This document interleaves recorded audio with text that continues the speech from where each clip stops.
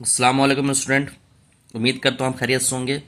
तो आज के इस लेक्चर में हम क्वेश्चन नंबर 5, 6 और 7 सॉल्व करेंगे।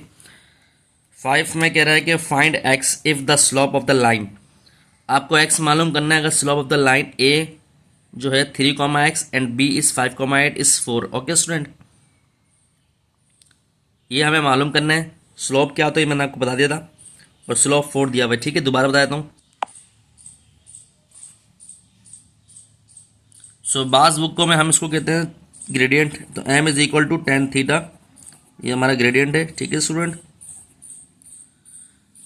और इसको हम ये भी कहते हैं स्लोप, इसको हम कहते हैं। ठीक है, ग्रेडियंट को हम कहते हैं राइज अपॉन रन,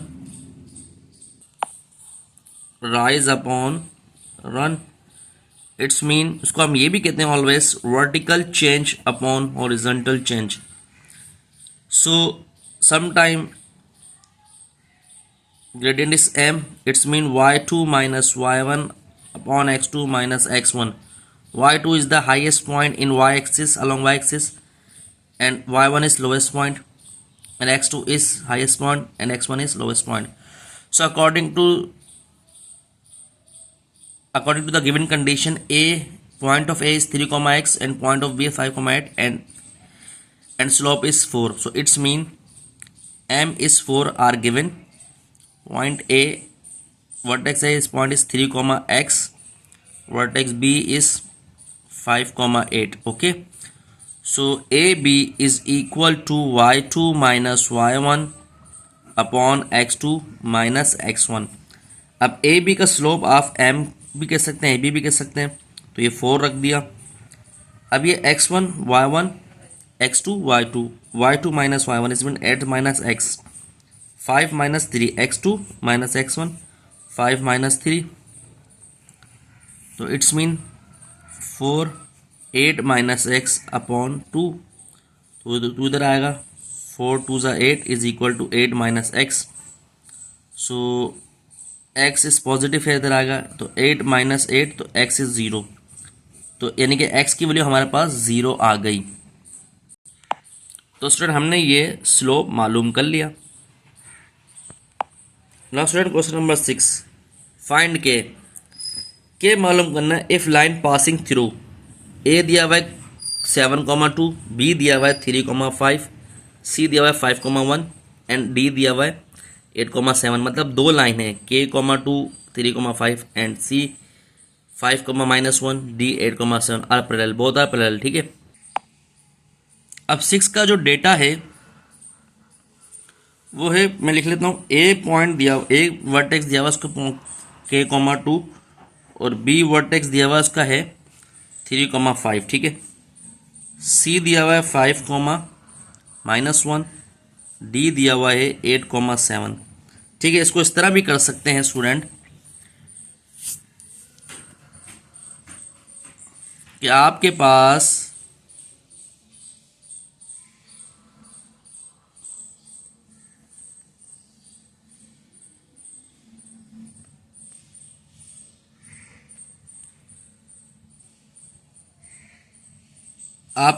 ये लाइन है, ये ए बी है और इसके वर्टेक्स हैं K,2, ये 5, ये 3,5 है, और ये लाइन सी है, इसके वर्टेक्स हैं 5,-1 और डी है 8,7।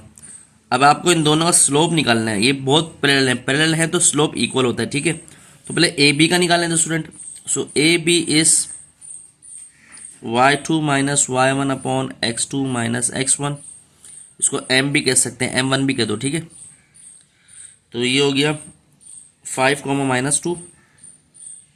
ठीक है, x1 y1 ये, x2 y2 ये, देन 3,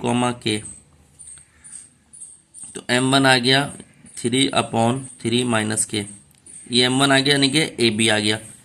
अब आप निकाल सकते हैं स्टूडेंट सी डी का स्लोप, जिसको आप m2 कह रहे हैं, वो होता है y2 माइनस y1, वो भी y2 minus y1 upon x2 minus x1। ठीक है, तो सी डी जिसको आप m2 कह रहे हैं, सी डी के पॉइंट जो स्टूडेंट हैं वो हैं ये लिखे हुए 7 माइनस और ये -1, ठीक है। ये x1 y1 x2 y2 और ये फिर हो गया 8 - 5। तो सी डी स्टूडेंट जो कि M2 है वो हो गया 1 7 + 1 8/3, ठीक है। तो ये हो गया। अब आप देखें, ये हो गया हमारे पास M2 आ गया। अब ये कह रहा है कि if line are perpendicular parallel, sorry, अब आप यहां लिखते हैं if line are parallel, if line are parallel then M1 बराबर होता है M2 के, ठीक है। ये हमारे पास वो है कि अगर लाइन पैरेलल हो तो M1 बराबर होगा M2 के। तो M1 की वैल्यू है 3 माइनस के, M2 की वैल्यू है 8/3। अब इसको क्रॉस मल्टीप्लाई करा दें just, 3 × 3 is equal to 8, 3 minus K, ये हो गया 9, ये हो गया 24, 8 3 24 माइनस 8 के।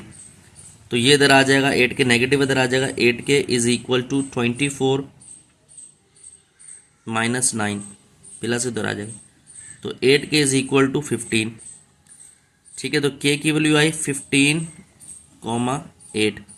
तो ये हमने क्वेश्चन नंबर 6 सॉल्व कर लिया। बस स्टूडेंट हमें ये मालूम होना चाहिए कि अगर लाइन पैरेलल हो तो M1 बराबर होगा M2 के, और अगर लाइन परपेंडिकुलर हो तो product of the two slope means M1 × M2 is equal to -1। देखें जैसे इसमें के की वैल्यू मालूम करनी है, PQRS दिया हुआ है, मतलब एक लाइन है PQ और दूसरी लाइन है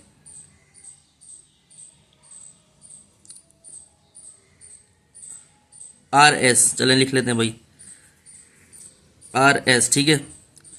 तो PQ के पॉइंट हैं 1, 2 -1, 2, Q के हैं 4, 7 और R के हैं 2, K और S के हैं 7, 10, ठीक है। अब लेकिन ये बहुत परपेंडिकुलर है, ठीक है। परपेंडिकुलर है तो ये रफली डायग्राम बना रहा हूं बताने के लिए। तो भाई स्लोप ऑफ PQ निकालेंगे, जिसको आपने कह दिया M1। तो ये हो गया PQ के पॉइंट है y2 - y1 upon x2 - x1। So PQ is equal to M1, जिसको आपने कहा y2 - y1, यानी कि पहले के कोऑर्डिनेट के जो वर्टेक्स है x1 y1 और ये x2 y2, तो मतलब 7 - 2, सही है। y2 - y1 ऑर्डर पेयर में y बराबर एंड में होता तो 7 - 2, x1 is 4, so 4 -1, it's mean PQ which is M1 which 7 - 2 5 minus plus और ये 5, तो ये कैंसिल हो गया, तो ये 1 ही आ गया, ठीक है भाई। ये आ गया स्लोप किसका, M1 का। अब RS का निकाल लें जो कि M2 है। फॉर्मूला ये होगा y2 - y1 upon x2 - x1। तो भाई क्या आएगा, RS जो कि है M2 के,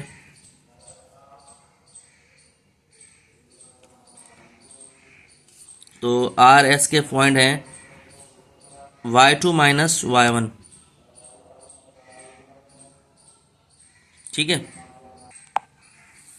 तो ये 10 y2 - y1, 10 माइनस के 10 ये रहा माइनस के ये रहा, ठीक है। और उसके बाद हो गया 7 - 2। तो RS जो कि है M2 का स्लोप हो गया 10 माइनस के अपॉन 5, ठीक है भाई, ये हो गया। अब यहां पर एक कंडीशन लिख लेते हैं, if lines are perpendicular then M1 × M2 is equal to -1। तो M1 × M2 10 माइनस के upon 5 is equal to -1, 10 minus के upon 5 is equal to -1। So 10 minus के इज इक्वल टू -5, सो 10 इधर -5 is here after equal to is +5 and is equal to k, so k is 15।